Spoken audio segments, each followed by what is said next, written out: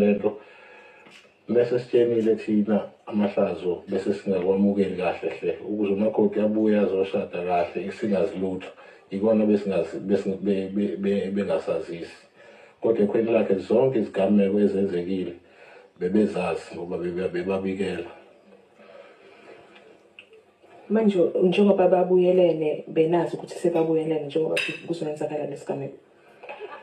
Besingazi thina besazi bahlukene ngiqala ukubona Sunday ngisengibabona behamba bobabili phela bengikwazi nje umakoti ubencenga nje isihlobo zakhona lapha ekhaya njengakakhulu wakhe amantombazana akhona ukuthi akamncungela umkhwenyana wakhe kusho ukuthi wagagamela yonke lento ayisho phela umkhwenyana ke ubesendwebi kakhulu.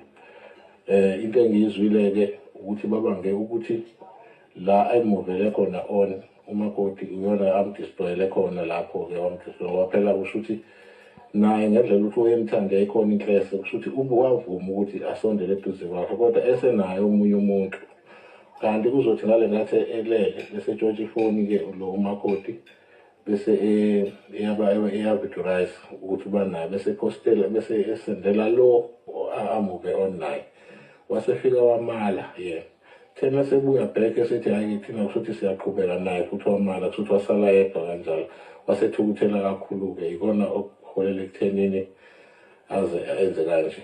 Manje baba Ntaka mhlambe ungasichazela ukuthi wena ngenkathi umbona kokugcina ebenjani wakuwumuntu oright wakuwumuntu ophatheke kabi nokuthi nje uSibusiso bekuwumuntu enodlame noma into eqala manje.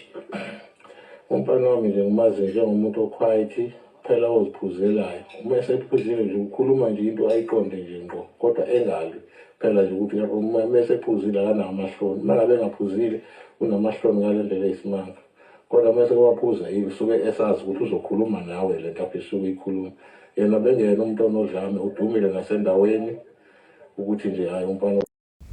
Hello, hi, welcome to Mgosi Samzansi. If today is your first time visiting this channel, please do the right thing and click the subscribe button and also don't forget to smash the like button. Isaqhubeka nokutrenda indzaba yaSibusiso Lawrence lobulale intombi yakhe ngesihluku. People are shocked ukuthi bebalobolene. Okay, bathi uthi bawukhe mangakhuluma neBesolezwe uthi bahlukene babenza babiyelana because the girl was busy begging bo sisters in law ukuthi abamncongele phela kuSibusiso ukuthi babiyelene. Ngemva kwaloko ugirl wa decide ukuthi antshontshe ifoni while Sibusiso was sleeping wathatha ama-picture wasendela lo beseka intombi yaSibusiso yathi ma imlahla intombi yaSibusiso wathi Sibusiso short mina nawe siduqhubeka wathi geli cha wabesulahla Sibusiso ngiloku avuke-ke namabhandi wabulala loya ntombazane yet we don't even know liqiniso kahle kahle guys elatiwa ngibo boyithuna because there are two sides to every story. Please do comment what you think below down in the comment section. I'm signing out. Goodbye.